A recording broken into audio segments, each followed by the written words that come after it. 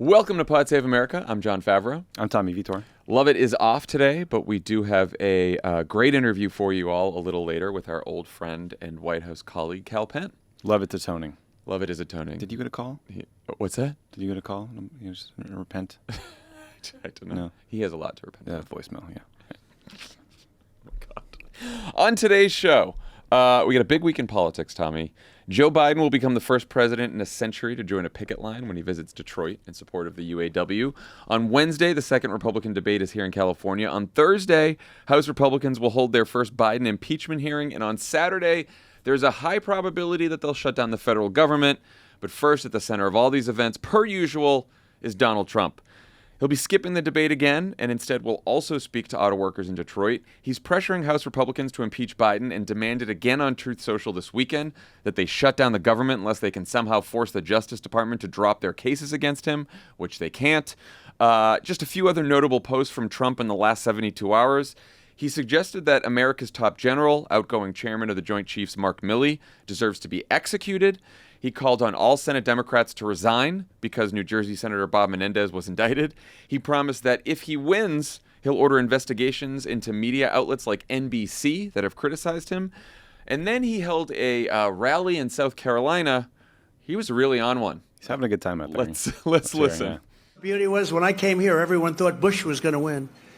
And then they took a poll and they found out Trump was up by about 50 points. Everyone said, what's going on right here? They thought Bush, because Bush supposedly was a military person. Great. You know what? He was a military. He got us into the Middle East. How did that work out, right?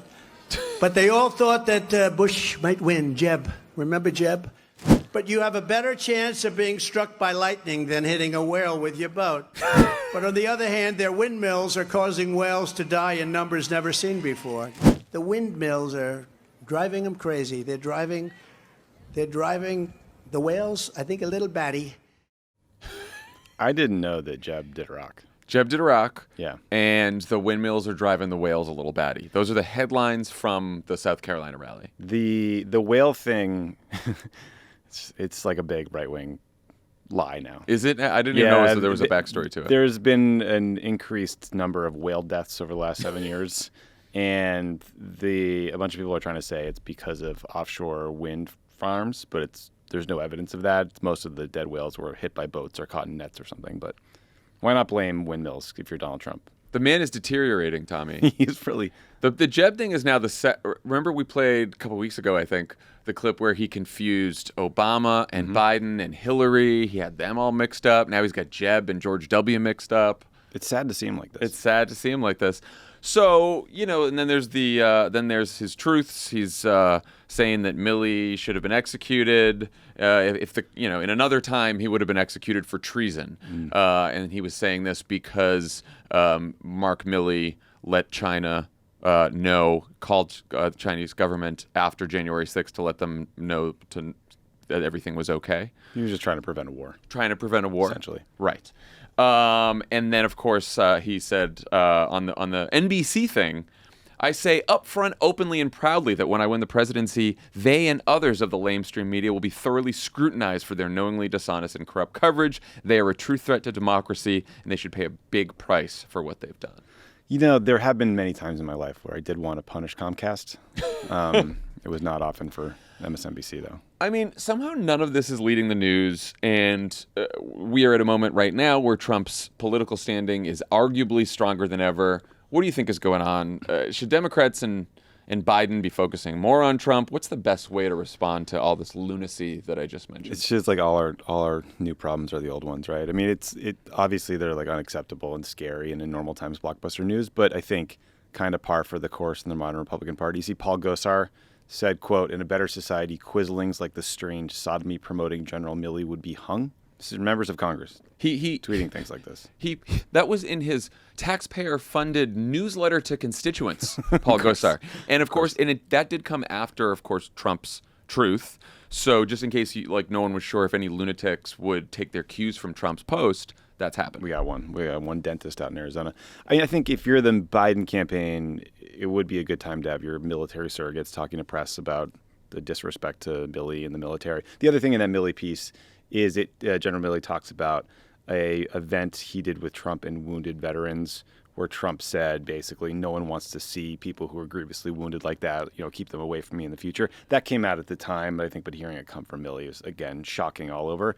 But I do think we learned in 2016 and 2020 that chasing the Trump outrage of the day is not a message. It's not an effective message.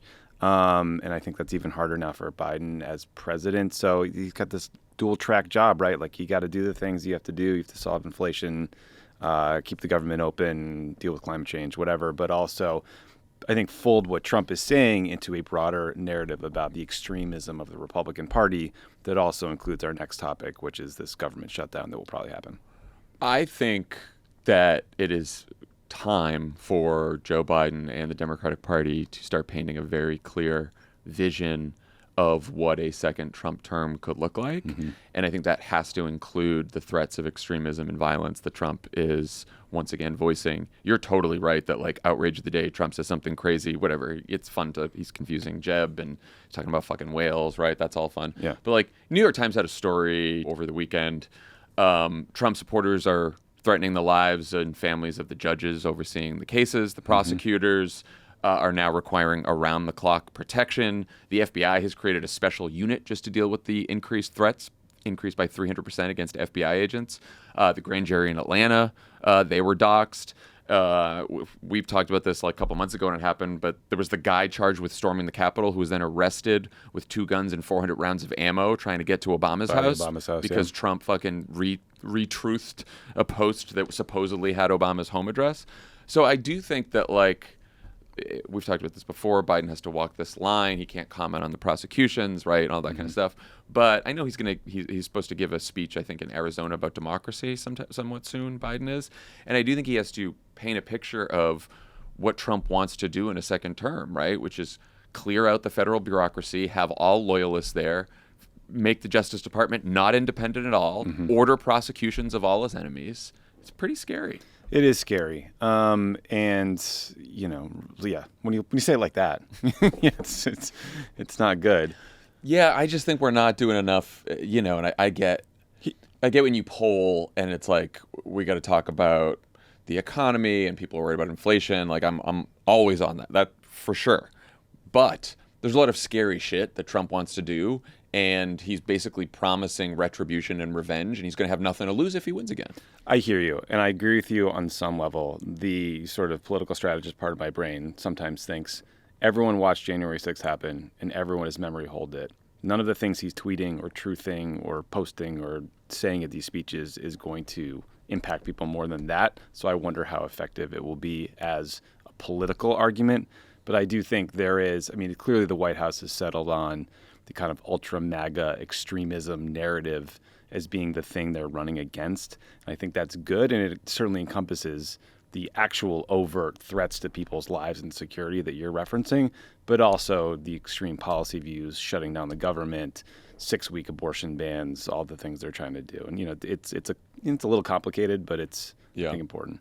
The memory hole issue is a real problem. Yeah. And I just go back to, I was worried that the argument about democracy would work in 2022, and then the January 6th hearings happened. They were prime time, and Joe Biden made a lot of speeches about democracy. And you know what? That did have an effect, not because it convinced people who weren't convinced before, but it reminded people of how scary it was. And I think reminding people about Trump and what he's going to do and what could happen, and not just that he's saying bad things, but that it will lead to actions that could tangibly impact our lives, I think is going to be really important. So the rest of the Republican field will debate on Wednesday. They're all polling further behind Trump than ever before, both nationally and in the early states. Ron DeSantis has probably lost the most ground, with candidates like Nikki Haley and Vivek Ramaswamy nipping at his heels in some polls. But none of them are even close to Trump at this point. Tommy, you're heading up to the debate on Wednesday. I'm excited. What you going to be watching for there? What you going to be doing up there? I've always wanted to go to the Reagan Library. I've heard there's an exhibit, there's an Oval Office up there. No, we're going to go see what kind of crowds they got, maybe talk to some supporters. I get to go into the spin room, I hope. Fun. Maybe some of the candidates will be in there. I get to talk to them. You going to talk to your friend Jeff Rowe? That would be interesting. Maybe Jason Miller from the Trump campaign? Well, look, sometimes in the one-on-one general election debates, usually it's surrogates that go into the spin room. In the primary debates, sometimes the candidates go in. Oh, yeah. So, but who knows? I mean, they're like, Vivek is so thirsty. I'm sure that guy will go in. But it will be fun to tell people unironically that I'm from the crooked media. I think that's something I'm looking forward to. I think, as anyone with eyeballs knows, my face screams Republican, and I want to see if I can infiltrate and, I think get them to tell me their secrets. I want to see what Gavin Newsom's up to. He's apparently going to be up there. I hear he's got a debate set with Ron DeSantis for November 30th, live on Fox. In Georgia, right? I didn't know it was in Georgia. Yeah, I guess. I think that's what they were talking about. I would ask him about that. You're gonna have to have a question ready for Vivek, because you're right. He's thirsty and he'll talk to anyone's and might think that you're a Republican. So that's pretty good. Yeah, I mean, odds are. But look, I think in terms of strategy, all these candidates who are debating, which is folks not named Trump, need to decide: are we trying to win, or are we trying to get a job in Trump's cabinet? And it's not clear to me where everybody stands on this question. If you're trying to win, you're going to have to run against Donald Trump and make an argument against him that peels away voters. For a long time, I thought that was an electability argument. Some of the polls you referenced earlier that shows him doing better head-to-head against Biden is going to make that electability argument very hard. Maybe they missed their window, but I mean, these guys, these other candidates aren't really trying. They're running against each other, not against Trump. It is hard for me to get myself to believe that this debate matters at all. It doesn't. Because I do think the window has. I mean, look. So if you're take a couple of the candidates, right? If you're Nikki Haley, you can probably still make an electability case against Trump because she's got a bunch of polls. The NBC poll shows her doing better than any other candidate against Joe Biden. She has a couple of polls like that now, so she could probably make that case. She's got some donor money coming in. She's got some donor money. She had a little momentum if I were her. But again, if she doesn't spend the whole time making a case against Donald Trump, forget it, Right. Well, then you ask yourself, is she going for VP or Secretary of State? Right. 'Cause they're both great jobs. Yeah. And best of luck to you. But although, now I wonder if she's screwed herself on that because now she's criticized Trump just enough that she might have pissed him off. I don't know what you do if you're what you do if you're Ron DeSantis, because he can't make the electability argument anymore. No. He's cratered in a lot of polls. Like, I don't know what he does in this debate. He's at the point where you start to wonder if he's going to be told by people around him, advisors, donors, friends, that he's harming himself by staying in, and that he might need to drop out and refocus on Florida and think about running some other time. Yeah, no, I think we could get pretty close to that. If I were Chris Christie, I don't think Chris Christie's going anywhere in this primary. He's doing his thing.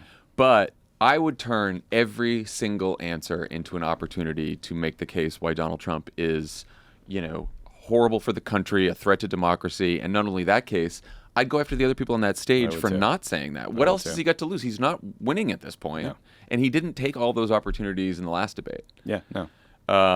Did you see the Wall Street Journal editorial gave them all an argument to use about Donald Trump? A couple days ago, they had an editorial that said, "Why is Mr. Trump afraid to confront other Republicans without the aid of a teleprompter? Is he worried he'd look his age at 77 next to younger candidates?" Ooh, that's good. I like that. Well, Trump was so enthused about skipping the first and second debate that he's now going to skip the third.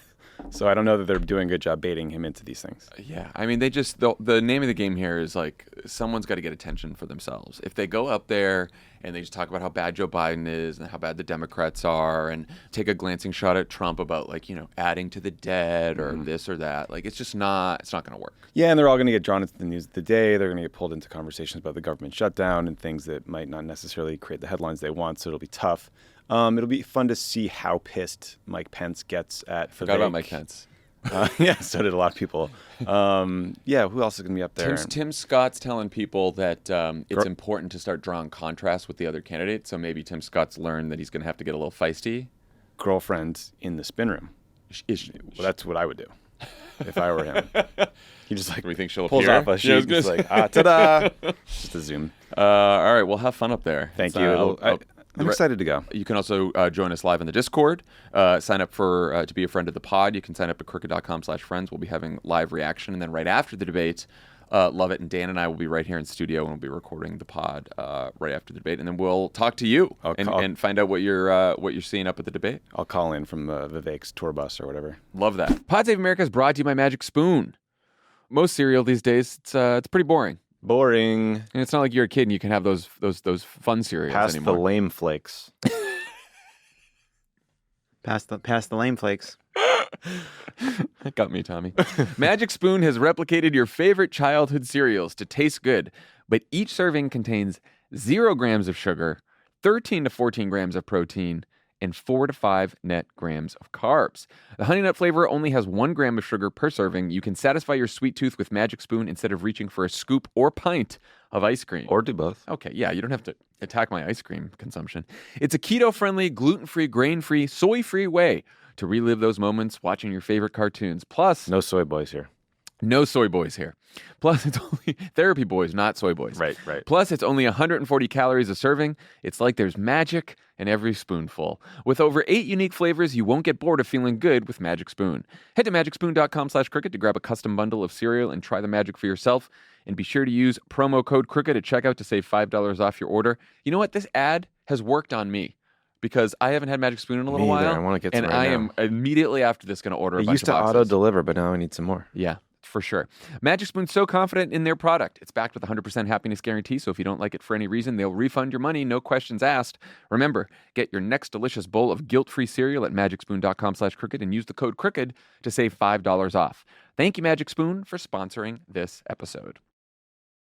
Pod Save America is brought to you by Field of Greens. The shredded lettuce in a double-double and the fruit filling in a donut are awesome, but they don't count as one of the 5 recommended daily servings of fruits and vegetables. I won't nag you about your diet. I don't always eat healthy either, but I will share that the Mayo Clinic says if you want to help prevent heart disease, lower blood pressure, and cholesterol, you should eat 5 servings of fruits and vegetables every day. I don't. Do you, Tommy? Well, I do take Field of Greens. Yeah, I took it this morning, so I think you're covered. It's my cheat code. Unlike other brands, each fruit and vegetable in Field of Greens was medically selected by doctors to support your vital organs like your heart, lungs, kidneys, and immune system.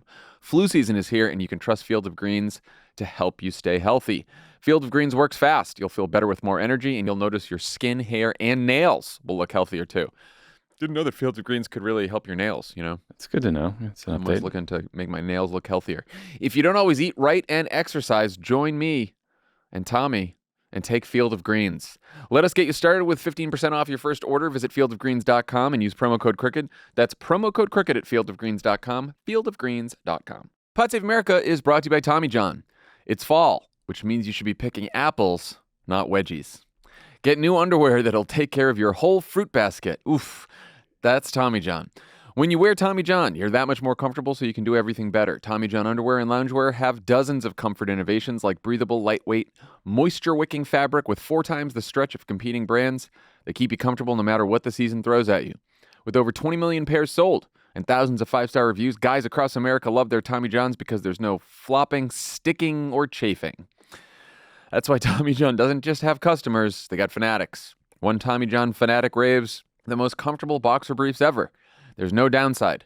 Buy one pair and you'll never want to wear any other underwear again. Tommy John is great. I was wearing some Tommy Johns the other night. I was out with some friends. Met this girl named Skyla, and these local toughs tried to intimidate me. And what'd you do? I felt so confident because I was in my Tommy Johns. I was like, I got a number. How about them apples? To bring us back to the beginning. Wow, that was skillful. Thank you, Tommy John. You're always covered with Tommy John's best pair you'll ever wear or its free guarantee. Get 20% off your first order right now at TommyJohn.com/crooked. See 20% at TommyJohn.com/crooked. TommyJohn.com/crooked. See site for details. So Trump's opponents, have, as we said, have been trying to argue that they're more electable against Joe Biden. But unfortunately for them and us, the polls are telling a different story. The averages show that a Trump and Biden rematch would basically be tied if the election were held today, though there is a new Washington Post ABC poll that has Trump leading Biden by 52 to 42. Now, even the Post's own story about the poll strongly suggests it's an outlier. Right. I actually have never seen a major media outlet be that honest in their write-up that their own poll is an outlier. It's pretty unusual. But there's also a new NBC News poll that also came out the same day as the Post poll that shows the race tied at 46-46, which is still pretty close for comfort. I've seen a lot of good arguments that the Post poll is an outlier. I believe them. But I've also heard from a lot of people who are pretty freaked out. I'm sure you have too. Yeah. What are your thoughts on this poll and the NBC poll?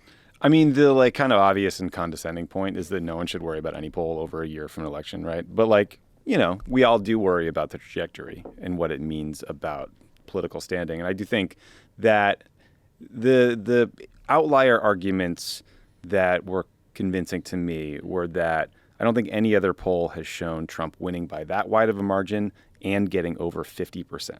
Two elections have shown he hasn't gotten. Yeah, even the election he actually won in 2016, he didn't break 47%. And the other piece of it was the poll had Trump leading Biden with young voters by 20 points. And I'm certainly, we've talked about it on the show. There's been great write-ups by, Nate Cohn at the New York Times about challenges Biden is having with young voters. But I've never seen Trump winning by 20 points. Have you? No. I think, look, it's clear it's an outlier. But I think, and I also think it is a good argument that polls a year from the election, especially polls when there's a heated Republican primary going on, and there's an incumbent president who's had middling approval ratings, to say the least, are not going to be very predictive, right? That said, we know this is going to be a close election. Yes. Trump's not going to win by 10. Biden's not going to win by 10. It's going to be close, and it's going to be within the margin in a lot of these swing states right now. And so there's some arguments that I don't necessarily love when polls like this come out, which is, one argument is, people try to unskew them, right? Or they say that it's the media trying to make a close race, something like that. And there's all this conspiracy around it. I don't love that. I don't love they all told us all the polls were wrong in 2022 and it said there were a red wave coming. The polls were not that wrong in 2022. In fact, they were more accurate in 2022 than in any election since 1998. The punditry was off in 2022, so it got a little ahead of itself talking about the red wave, but the polls were pretty good. Well, ABC had a really bad Wisconsin poll. ABC had, which is, again, one huge outlier. One outlier, one outlet. It's interesting it's the same one. Look, we should also point out that a lot of Republicans don't seem to believe this poll. So it's not just a bunch of liberals unskewing the polls. Also, look, there's margin of error on survey data, and it could be plus or minus 4 points for both the Biden number and the Trump margin. So that could result in an outcome like this. I wonder what you thought about this, though. Dan Pfeiffer was hard on ABC for releasing the poll and then criticizing it. And I didn't agree with that. Because imagine a scenario where ABC and the Post do a poll. It's really favorable for Trump. They don't trust the data, so they don't release it, and that somehow leaks.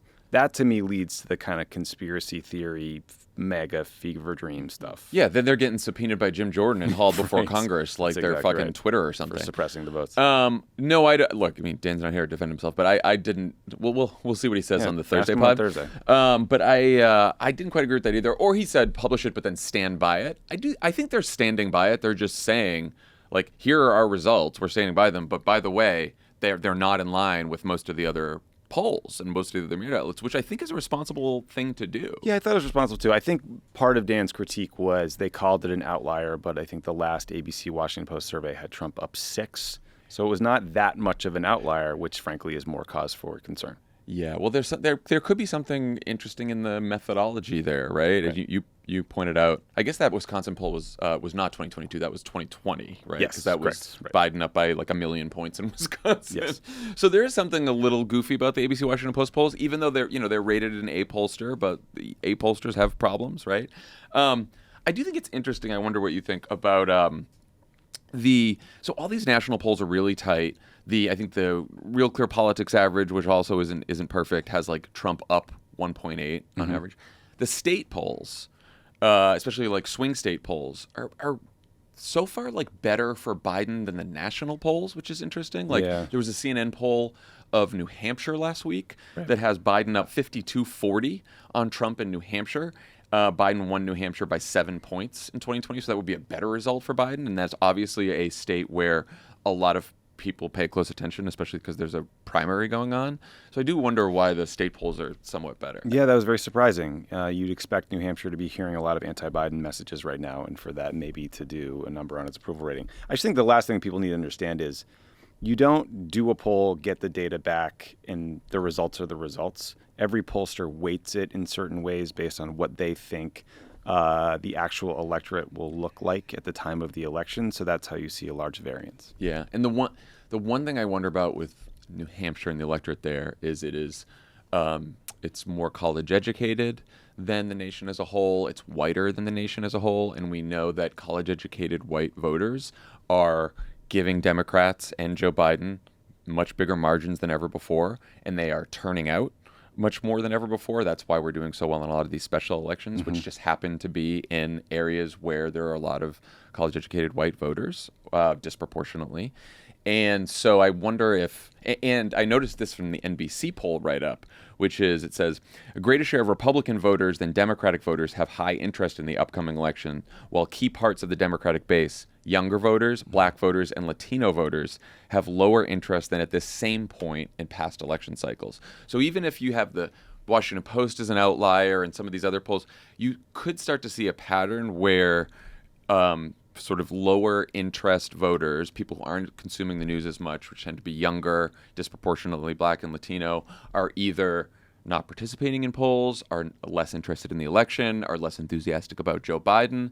And either way, it does seem like this is a group of voters that you're really going to want to focus on if you're the Biden campaign to make sure that they are engaged in turnout. Absolutely. Yeah. I also just wonder, why do a bunch of national polls this far out? Why not just do a bunch of state-based stuff? If I was That's where I'd spend my running money. a media organization with enough money to do a really high-quality poll, I would absolutely start doing state polls. Yeah. I would not waste my money on a I national need a poll. bunch of data out of Texas and California. I would love We're to. good. I was looking before we did this, and I was like, there hasn't been a high-quality Georgia poll in a long, long time. Arizona. There was a couple Pennsylvania and Michigan ones, again, where Biden was actually winning in those polls a Right. couple weeks ago. Right. So, I'd love to see more state polls. In the NBC poll, 60% of Democrats said that they want someone else to run.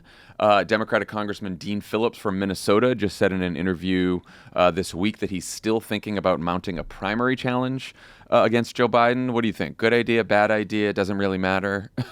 I pay a lot of attention to politics.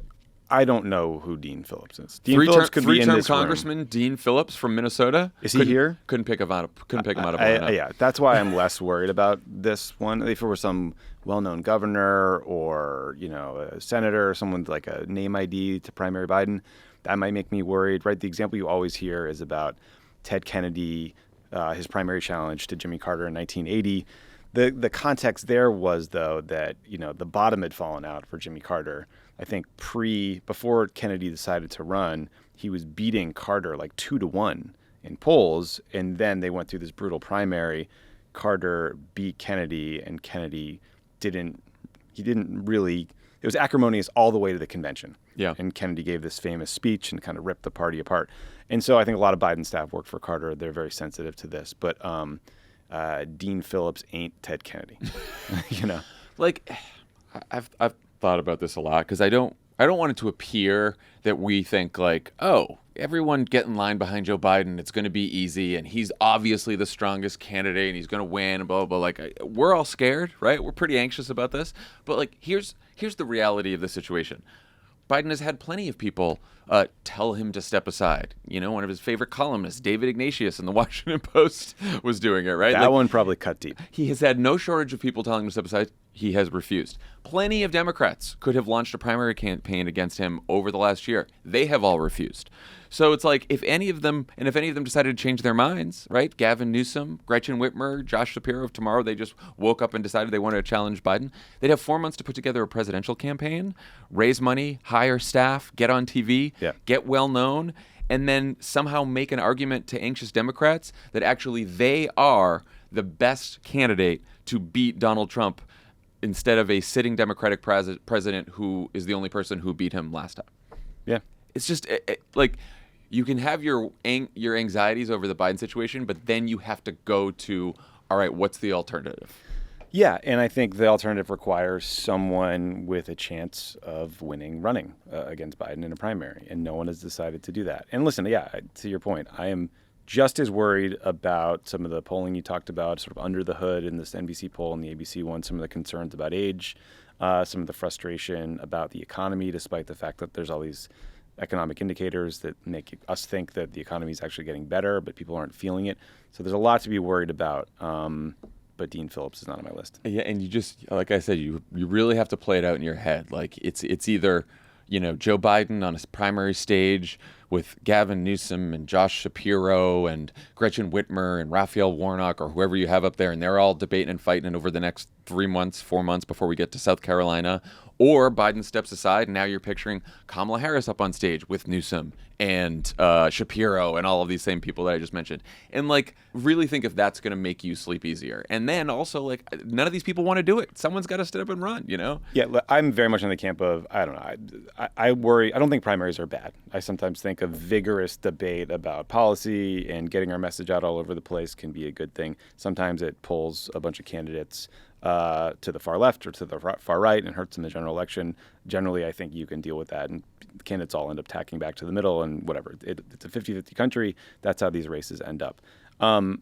If there were some sort of Democratic primary happening, maybe it would help Joe Biden emerge stronger if he defeated them. Yeah. However, we still are at this point where whether or not pundits and donors and voters want an alternative, someone has to step up and run. Yeah, and if someone stepped up a year ago, it would be a different story. Again, it's really hard to do that 4 months out from the first primary. And your message would likely just be, I like almost everything that Biden has done substantively. I just think he's too old. Maybe that's a potent message. Yeah. But no one's done it except our boy Dean Phillips, who we could not recognize. Not sure that's a real person. Let's talk about the impending government shutdown since our last show. Here are some words used to describe Kevin McCarthy's leadership of the House Republicans: chaos, a total shit show, dysfunctional, and can't count. Those were all quotes from different Republican members of Congress, and here's a few more. This is not conservative republicanism. This is stupidity. It's a clown show. You keep running lunatics, you're going to be in this position. There are one or two, like Congressman Getz, who I think is frankly deranged. That last one was, of course, the pioneer of government shutdowns, Newt Gingrich. So the White House is using Matt Gaetz. Matt Getz, yeah. Congressman Getz. Matt Getz. That's so insulting. Deranged Matt Getz. I like that. So the White House is using some of this criticism in a new memo. They're starting to warn people about the real-world consequences of a shutdown, which, again, seems more and more likely with each passing day. How do you think Biden and the Democrats can win this fight, or at the very least make sure that Republicans get the blame that they deserve? I mean, I think Republicans are doing a very good job of making sure they get the blame they deserve in terms of the shutdown. There's also the other fact that Biden and McCarthy cut a spending deal around the debt ceiling, and then McCarthy's just completely violated it, and that's the reason we're in this problem. So I do think the White House is doing the right things. They're highlighting all the quotes from Republicans criticizing Republican handling in the House.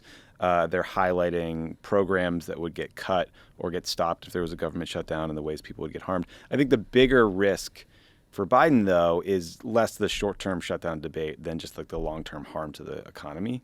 Because if there's a long UAW strike, if there's a government shutdown, you got these people in Congress, they're arsonists. I mean, Matt Gaetz, they want to shut down the government and hurt the economy to hurt Joe Biden long-term to help Donald Trump. That's their plan. And that, what you just said, is probably the best argument for Biden and the Democrats to make now explicitly, which I think they're doing. Yeah. The White House and a lot of Democratic surrogates today are out there talking about how 7 million women and children who rely on food assistance could be turned away at a grocery store pretty soon if the government shut down, because they depend on food assistance. People in the military could go without paychecks. There would be a lot of air travel delays and cancellations. There wouldn't be food inspections. Right.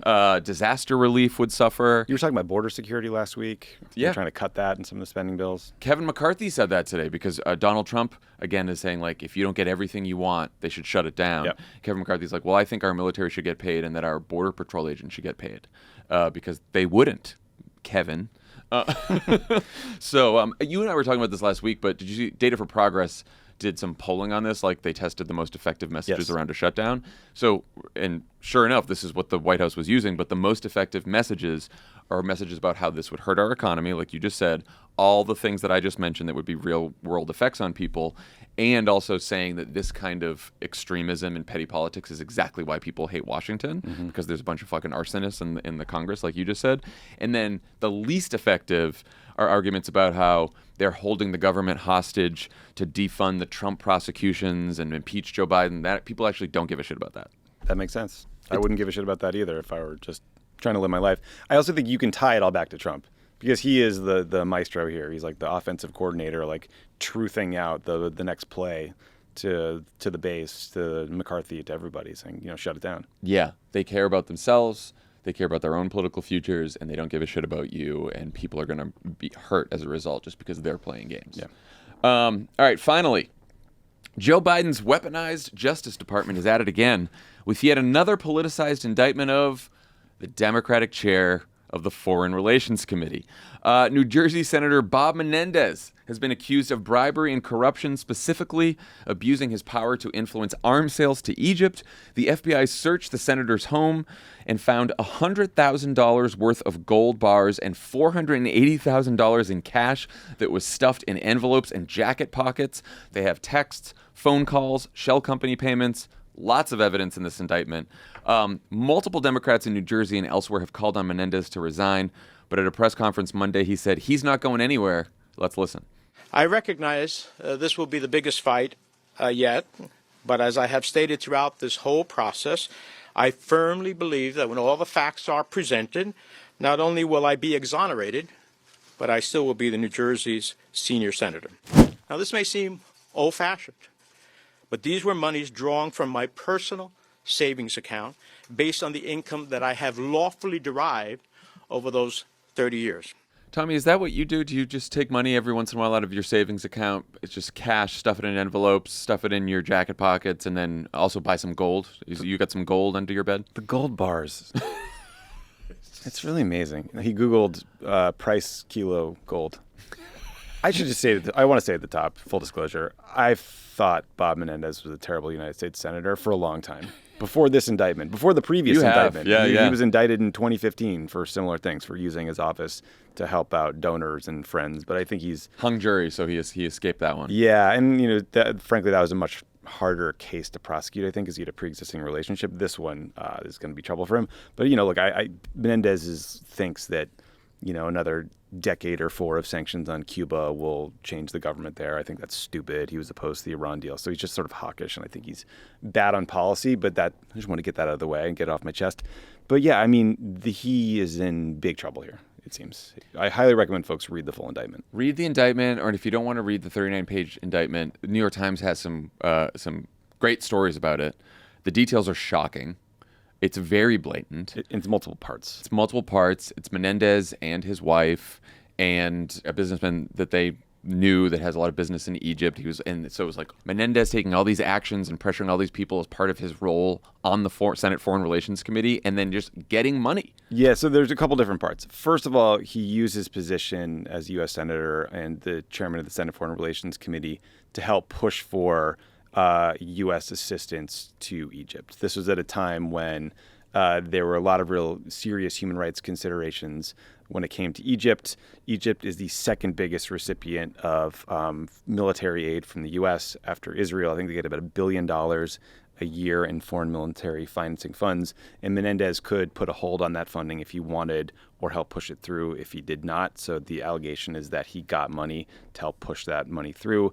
He also allegedly did favors to help a business associated with one of the individuals who was bribing him. Basically, that guy had a monopoly on the export of halal meats to Egypt from the U.S., and he pushed Biden to nominate a U.S. attorney in New Jersey that Menendez felt he could control to prevent some of his buddies from getting prosecuted. So there are really fucking mobster stuff. Real mob stuff, multiple strands, super brazen, and a lot of this seemingly was going through his girlfriend, now wife. and who was texting about it. She was sending a lot of texts that were not helpful. So, outside of New Jersey, so you get a lot of New Jersey Democrats have called on him to resign. Phil Murphy, the governor, a lot of the congressional delegation, a lot of like county chairs and stuff like that. Outside of New Jersey, we got John Fetterman was the first senator to call on him to resign. Sherrod Brown just called on him today. Why haven't more Democrats, do you think, called on him to resign, and should they? I'm surprised by this too. I mean, look, we're all deserve the presumption of innocence until proven guilty, but you don't deserve to be U.S. senator. You don't deserve to be the chair of a committee. And again, Menendez, he ghost wrote a letter for the Egyptians that was then sent to his colleagues about the need to push for military aid. Menendez had a private meeting with some Egyptian official, and then one of these businessmen that was allegedly bribing him bought 22 one-ounce gold bars. They had serial numbers on them. One was then found at his house. These guys were purchasing cars for Menendez's wife. And, after the feds approached Menendez, he wrote his wife a check for $23,000. She then wrote a check back to one of the guys who allegedly has been bribing him all this time. And the memo section said personal loan. So it seems like they got him dead to rights. There's all these evidence that Menendez knows he was busted and is trying to sort of clean up after himself. And so I guess my question is whether they're just worried that Menendez is vindictive enough to basically screw over the whole Democratic Party to do something that might take away the Democratic majority. Like, I'm not sure what they think he's threatening that would, lead them to treat him with kid gloves here. Look, I get that if someone is indicted who you serve with, right, that if the indictment is vague, right, you like let the legal process, you don't want to set a rule that every indictment automatically disqualifies you, right? Because prosecutors can get things wrong, people can be innocent, like you said, there's a presumption of innocence. You read this indictment, you read the stories, you read what they already have as evidence. Again, let the legal process go forward, but he doesn't have to be fucking a Democratic senator from New Jersey anymore. No. And Andy Kim, who's one of the Democratic members of Congress, has already announced that he's going to run against Menendez in the primary. Menendez is up, by the way, in 2024. That's important context. There may be other Democratic members of Congress who run in that race as well. We'll see what happens. I bet it gets pretty crowded. For sure. And look, I guess from the Biden administration's perspective, I sort of get it, because if Joe Biden's standard for both the Trump prosecution and now the prosecution of his own son is going to be like, it's my Justice Department, I'm going to let the process play out, I'm not going to say anything. I get that, right? Now, obviously, Joe Biden should not endorse Bob Menendez for re-election. But for the other senators, come on. I know. I don't get it. I don't know if it's... A lot of people called on Al Franken to resign just based on some news stories. Right. There's no indictment. I don't know if it's a collegial thing. I don't know if they're friends. I don't know if these are, a bunch of people who are too used to being in these jobs. It's weird. But again, Menendez did a favor for someone, tried to interfere in the prosecution of one of these guys who was bribing him. Menendez then called the guy from his Senate office who he just helped out, and then they had a celebratory dinner a few days later and a champagne toast, and they took photos of it. This is how brazen it was. And the other element of this is, this isn't just Bob Menendez helping out a corrupt businessman in New Jersey. He's providing information to the government of Egypt about foreign military sales from the United States. Yeah. He passed along to his girlfriend information about the number of American employees and locally based Egyptian employees at the U.S. Embassy in Cairo.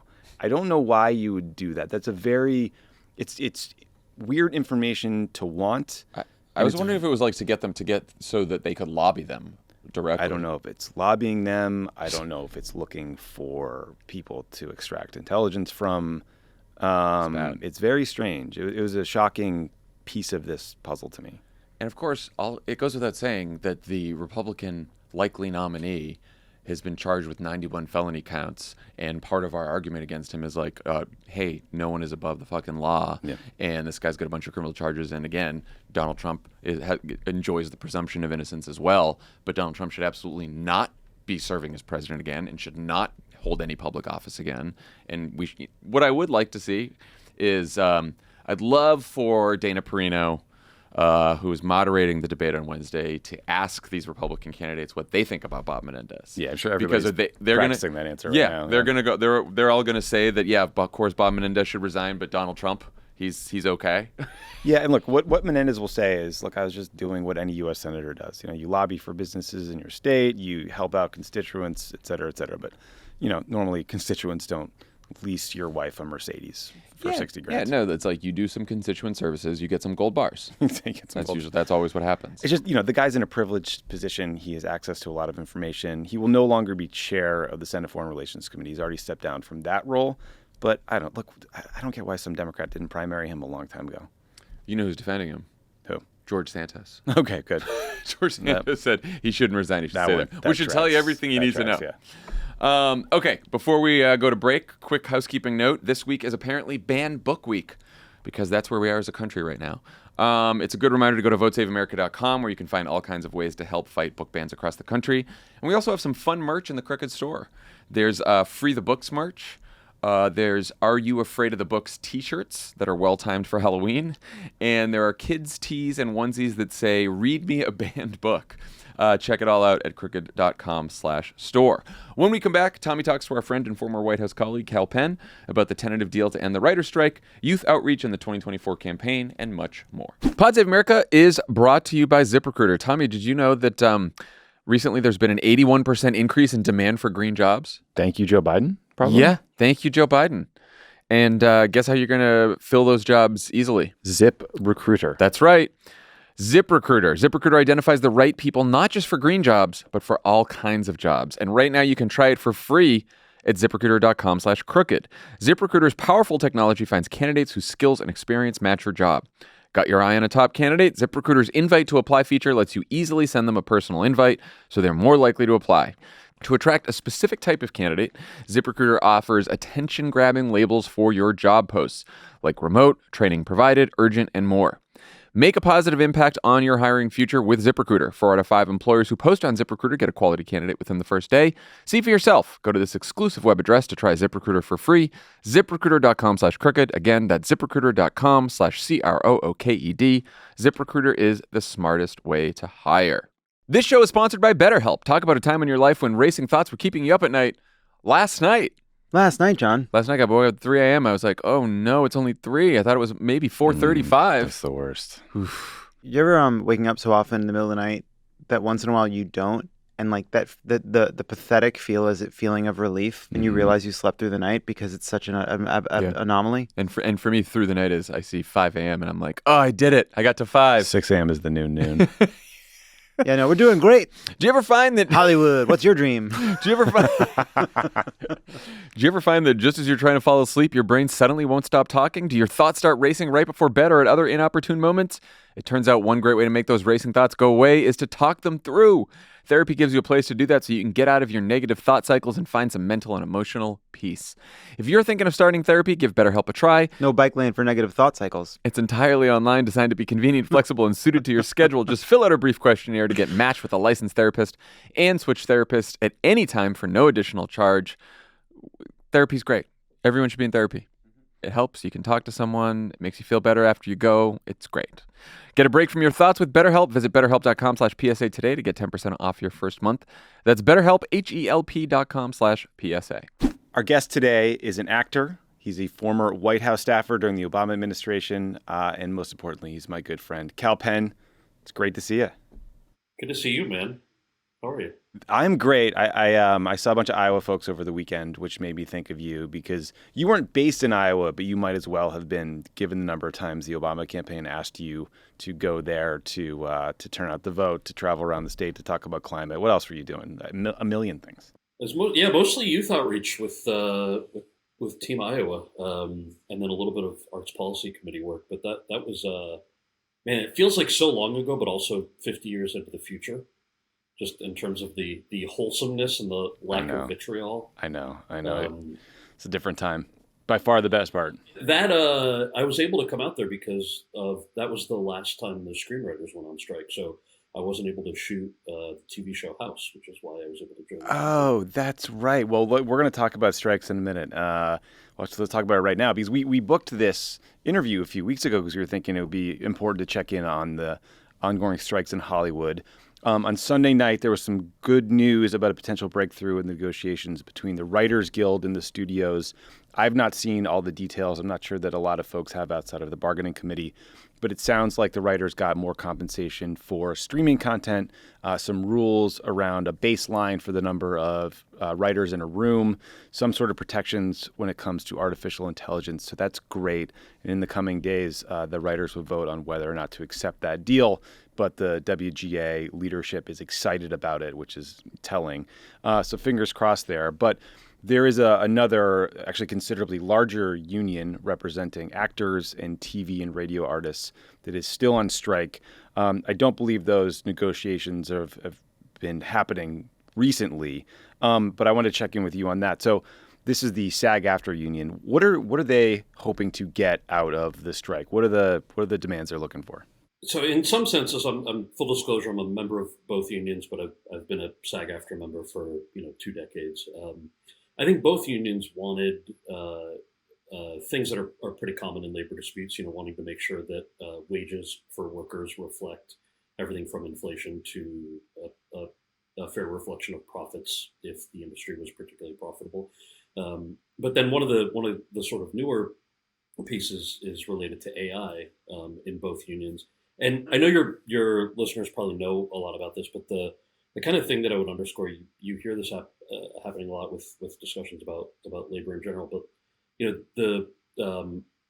it's kind of a decision point and a point of reflection within the industry, predominantly in television, because what you used to have was, you would have things called residuals. So for writers and actors, it's money that you would get every time something airs on television, for example. And a lot of that structure is really archaic because it was set up when everything was on these big four networks, right? Mm-hmm. And so if your show, the Nielsen rating said 24 million people watched it last night, the ad space, Ford would spend a ton on your show. And so essentially that's how they could track what was fair in terms of compensation. Since almost everything is streaming now, those algorithms are proprietary, understandably, right, by these platforms. Mm-hmm. But because they're hiding who's watching how much, and even though ads are part of, you can get Hulu, for example, with ads, there isn't a good way for labor to kind of track what's fairly owed to us. Right. So that's a big point of contention that I think you're hearing a lot about. And then AI is kind of the other piece of it. This morning we were texting back and forth, and you were telling me how you checked in on some of your old residuals. You were looking up the very Harold and Kumar 3D Christmas check, which how much was that again? I shit you not, $4.20. Come on, how is that possible? It's those movies, and that's actually it's a good segue. First of all, it seemed like a joke, right? You and I had spoken, and I just logged onto the app to make sure that my memory was correct, and I wasn't somehow making a ton of money off of residuals from that movie. But that movie, man, we signed on to it in 2004, right? It was obviously very competitive, really long audition process, but I had done a movie called Van Wilder with Ryan Reynolds. That was the only real big thing that I had done. John Cho, who plays Harold, had done American Pie and I think a couple other things. But basically they offer us this deal and they're like, look, take it or leave it. It's X amount of money. What I would tell you is it was a decent sort of middle class salary was what that reflection was, which is wonderful when you're just starting out. And it was a 3-picture option, which is also very common. And so, nobody was making tons of money. And there also weren't things in the contract that are common called box office bumps or bumps. So meaning if your movie makes, $20 million, you get a check for however much you get it. So we didn't have any of that stuff. So the movie comes out and actually it tanked at the box office. Everybody forgets this. It tanked initially. And then it did really bonkers numbers on DVD and I guess now streaming. But we didn't get a share of that, right? We didn't get a proportional share of that because we had sort of signed this 3-picture option. And that was the fair contract that we'd signed, right? I knew exactly what I was signing. The hope there, which turned out to be true, was if your movie does well, it'll hopefully launch your career and you're fairly compensated down the line. But what's kind of crazy when I talk to friends about this is, you see that, okay, on DVD, that first movie initially made $50 million. Mm-hmm. And everyone's like, dude, so you got a sweet check, right? Right. Like, no, not really. My salary for that movie lasted me a couple of months after agent, manager commissions and taxes, right. Which, just to be clear, is fantastic for an actor. Right. I just want to make clear that I'm not whining about this. That's the dream. The dream is to put a roof over your head, pay your rent from your acting. But I think that when, obviously in jest sent you the 420 screenshot, although it's accurate. But one of the real things that I think when you see an industry like this get restructured in this way, for Screen Actors Guild, as an actor, you have to make $26,500 a year minimum to qualify for your health insurance. Mm-hmm. And more than 80% of our union members don't make that money acting. And so they either don't have health insurance or they have to get it through other means. So when you're hearing about things, I totally understand why celebrities and people like myself are kind of becoming the face of this on TV. But the reality is the vast majority of our union brothers and sisters are working class folks working their hearts out for a dream that they have. They're working very, very hard, and they don't often, the difference between a $4.20 residuals check could literally be the difference between whether they hit that cap for their health insurance or not. No, I think that's such an important point because, look, even when I met you back in 2007, I remember all of us being like, whoa, that guy's a movie star. There's another one on the way. There's a third one. Like, he must be loaded. I wonder if he came out here on a private jet. And you're like, I have a 1-bedroom, that I can kind of afford. Yeah. Then you guys came out to LA and you saw me driving my mom's car and you're like, oh, okay. I think the title of actor gets flattened, right? And you think of Tom Cruise and you think of Penelope Cruz, all the Cruzes, and you think that everyone with the title of actor is rich. But I think it's important to understand that you can be wildly successful in the industry. You can be a part of a 3-part franchise that made, $250 million, but a lot of the actors don't receive anything near what they deserve for that work. Yeah, that's a good point too, man. I think, the focus of these disputes should obviously be on the majority of members who are working and middle class folks, but the point you raise is a good one. Like if you made somebody that kind of money, there's nothing wrong with wanting what you're fairly entitled to. Yeah, absolutely. So Kal, the AI part of these negotiations is so fascinating and complicated.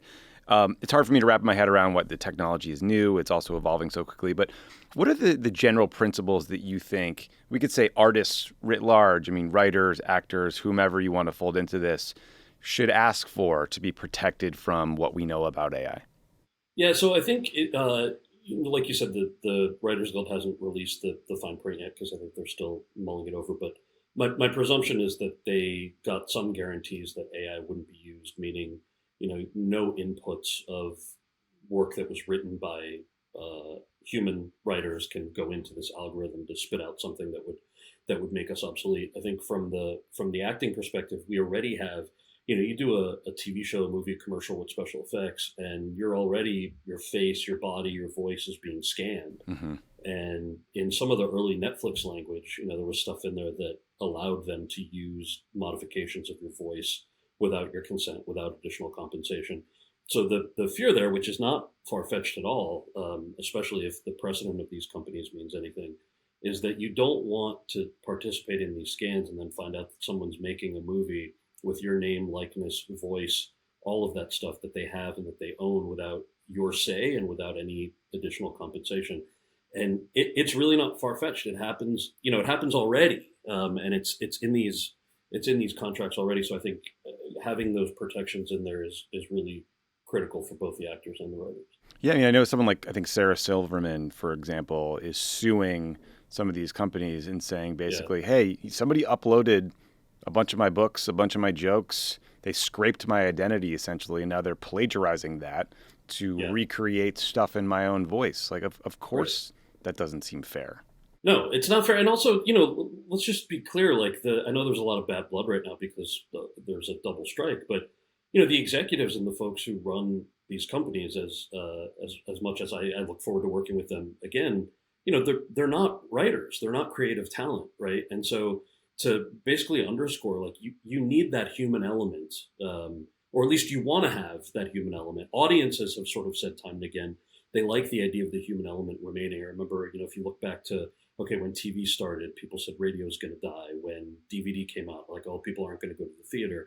People still love being together. They love seeing plays. They like going for those big blockbuster movies. So I think hanging on to that culturally is something that's relevant, but really pushing those companies on making sure that they do the right thing is important. The other thing that I think makes sense to bring up is, these are unique challenges right now for actors and writers.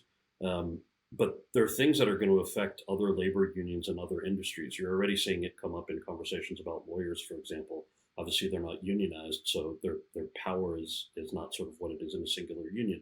I can't believe that Andrew Yang was the only dude talking about UBI a couple of years ago, but the idea that the technology has changed that quickly and that people's jobs are at risk in a very real way is like, look, we're going to have to start talking about what that means down the line, because not all of these professions have unions that are strong enough and concentrated enough. So it begs the larger question of what kind of world do we want to live in? Yeah, and that's an important point as part of these negotiations generally. I mean, I'm sure you can put in near-term language to, I think, sort of mitigate some of the risk from AI. But I think what you'll hear from people on the executive side, people who, friends of mine who are writers, friends who are showrunners, is that a lot of people believe that, it's impossible to stop technological progress, that, these new tools will get incorporated into the writing process, the show creation process in some way, and that, fighting it is to some extent a losing battle. And the question becomes just like, how much can you mitigate that risk, right? Yeah, there was an older New York Times article from May, so when the writer's strike started out, about AI, and it mentioned in there, their unions generally had not been successful in fighting technological changes. So if what we assume is in the Writers Guild contract is in fact in there, it's obviously a huge win for writers and talent, but also arguably a huge win for any working professional whose job is impacted by any technological change. And that's kind of the generational question to ask ourselves. I would argue, that asking for fair regulation, compensation, and a framework doesn't mean that you're against the technology, right? There are obviously uses for all of these technologies that can benefit humankind. Just the idea that it's a zero-sum game to me is very silly. Going back to that question of like, what does it mean for the sake of humanity that we actually put checks and balances on these things? I don't think it's impossible. I think it's impossible if you have a bunch of 63-year-olds running the Senate who don't understand how 63. Those are the young people. Yeah, I know, exactly. But like in the House, for example, Don Beyer is doing a master's in AI.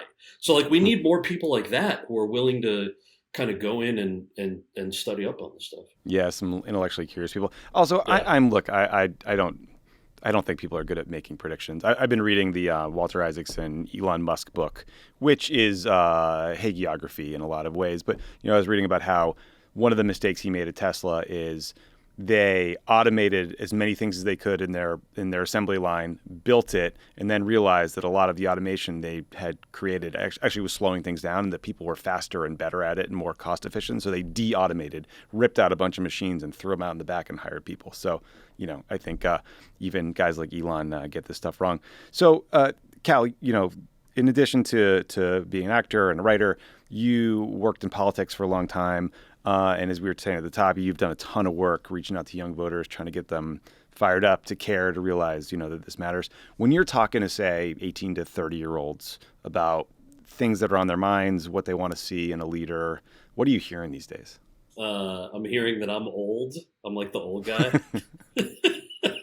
There was a can't remember who it was, but there was a college student at one of the guest lectures I did, who was like, on the walk back to the car or whatever, he was like, hey, I noticed you were saying, my generation needs to have a lot more patience. I'm like, yeah, we live in a vibrant democracy. There are checks and balances. The shit doesn't happen as quickly as sending like a nasty tweet, which obviously feels very good, but doesn't necessarily accomplish anything. So I just think like, your generation needs to understand analog a little bit. And he goes, so just out of curiosity, like, so I get it, right? You grew up in an analog world and you're young enough to know how digital stuff works. I grew up in this, and he pulls out his phone. He's like, this is my whole reality, right? Like, ever since I was born, I could get all the information I wanted immediately on my phone.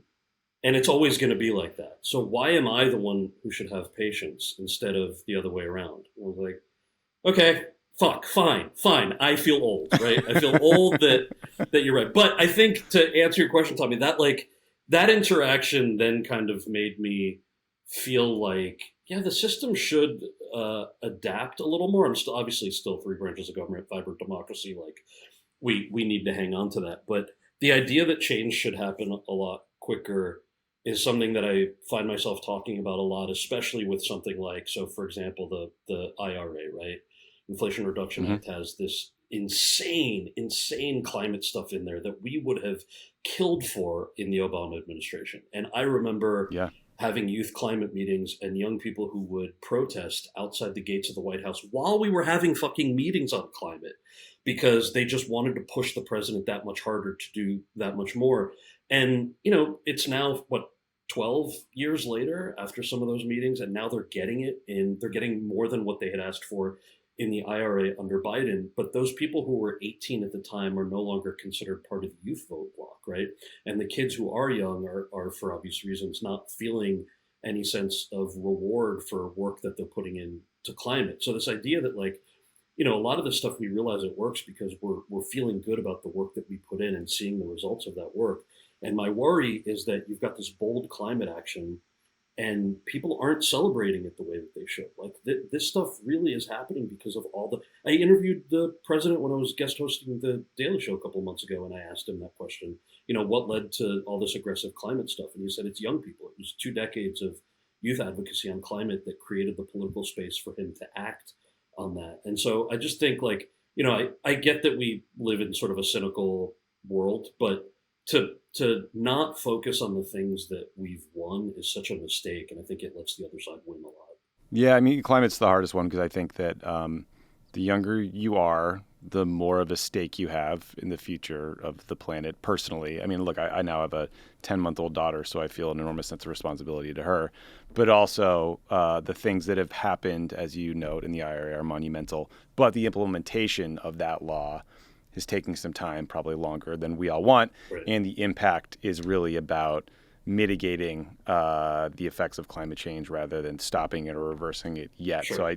So I hear you in that people should be proud of how much their work in blood, sweat, and tears and fighting for climate policy have moved the needle. But also I get why people are frustrated about the lack of additional progress. I mean, is that the number one thing you're hearing, though, when you're talking to young voters about what they want out of a president or what they want to see Biden do? I mean, I think, look, I think I'm hearing the same thing that everybody else is hearing, which is, like, I think people think generally, maybe an audience like yours, the president's doing a good job. They wish he would do more, which is pretty standard for a left-leaning bloc.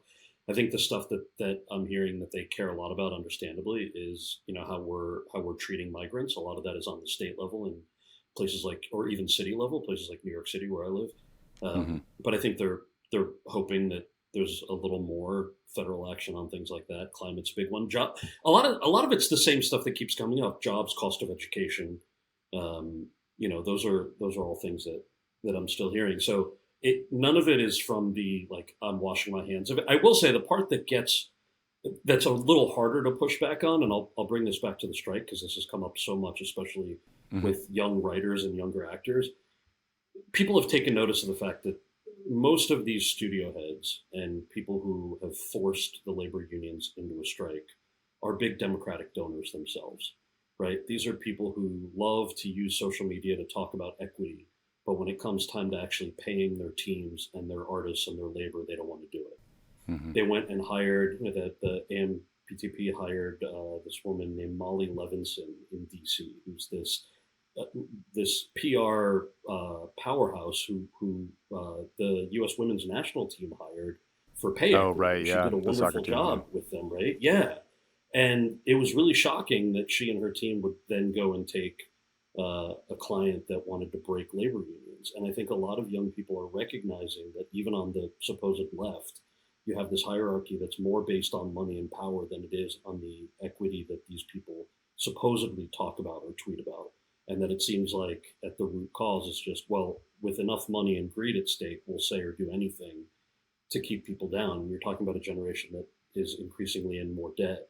The housing market right now, at least, isn't perfect for them. You have a lot of people living at home. Not that there's anything wrong with that, but the idea that it's less of a choice to live at home to save money and more of a necessity. So I think the thing that does worry me is not that we're somehow outraged that, oh, look at these Republicans doing this shit. Like, of course, you expect that. But the idea that people in your own party are doing it is something that is really unsettling, I think, to me and to a lot of young people I talk to. Yeah, and I'm sure Biden tried to take this massive step to wipe away student debt, and it was blocked by the courts. Yeah. And I think that just must be unbelievably frustrating for someone who would maybe counted on that check as going towards rent in the future or paying down some other credit card bill or whatever else. For sure. Another piece of this that I hear about that I worry about is kind of cultural. Like in let's say the 60s through fairly recently, being liberal, being progressive felt countercultural. It was anti-war, anti-establishment. And I think that manifested in activism, voting patterns, music, movies, right, art.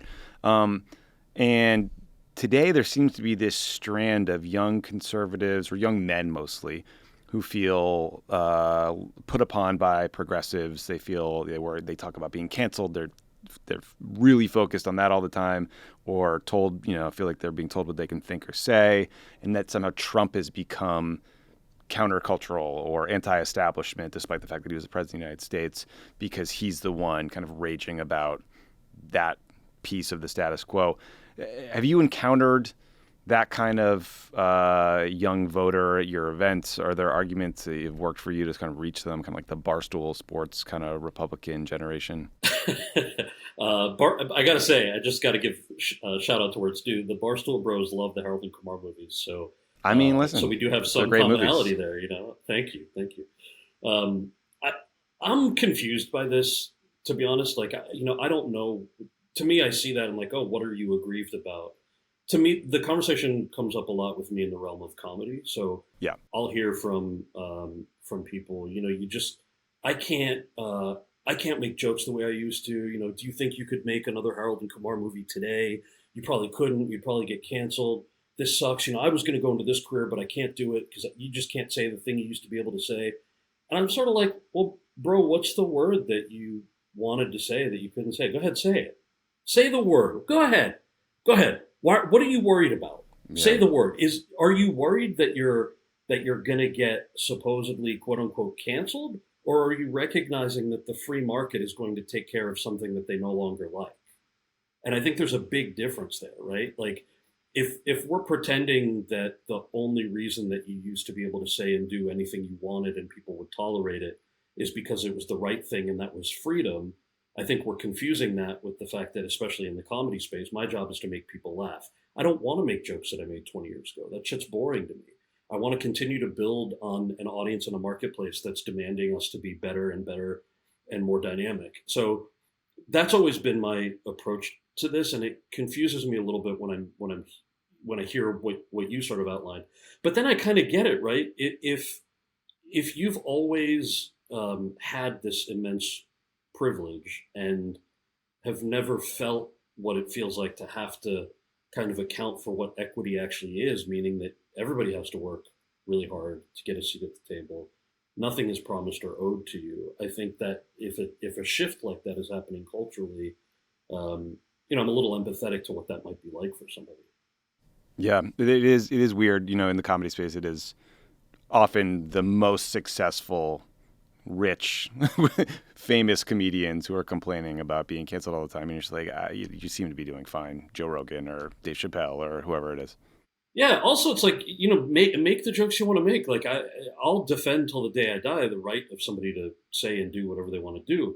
But the consequence of that is that we live in 2023 and the audience might be demanding more and might have loved your old shit and might not like that you're making jokes about something that they don't feel the need to litigate even through comedy because it's just a dumb joke to them. It goes back to feeling like we're getting older, right? It's like, I'm the old man now sometimes, so I just need to account for that. Yeah, well, just stay funny, comedians. That's all you need to do. Well, listen, Kal, thanks so much for helping us understand what's going on with these strikes in Hollywood. Hopefully, the SAG strike will be resolved soon in a favorable way, and the WGA leadership will like this plan and they'll vote on it, and folks will get to go back to work. Because I know you're all eager to go back to work, and it's been really hard on the people who have been picketing every day and not getting paid, and so it's good to hear. But listen, buddy, great to talk to you. Yeah, and we'll talk soon. All right. Thanks again to Kal for joining us today, and we will talk to you guys after the debate on the Thursday morning pod.